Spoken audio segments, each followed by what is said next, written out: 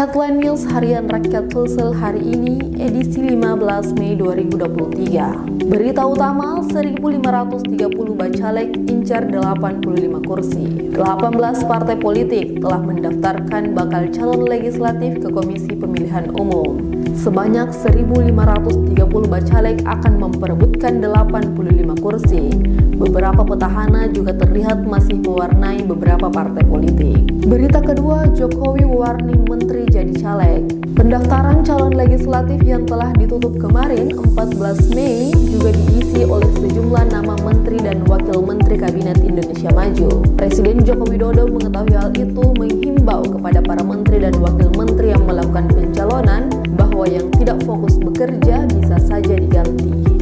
Berita ketiga, Jumbara PMR 9 PMI Sulsel menjadi ajang memperkuat solidaritas relawan.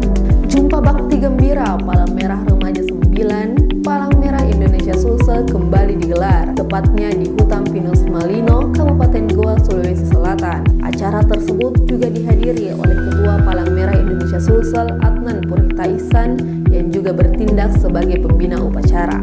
Kegiatan tersebut diharapkan dapat meningkatkan solidaritas para relawan dan juga meningkatkan kemampuan para relawan khususnya dalam menghadapi musibah, bencana, dan semacamnya. Demikian headline news hari ini. Untuk selengkapnya dapat Anda baca pada media cetak Harian Rakyat Sulsel atau mengunjungi website harianrakyatsulsel.co.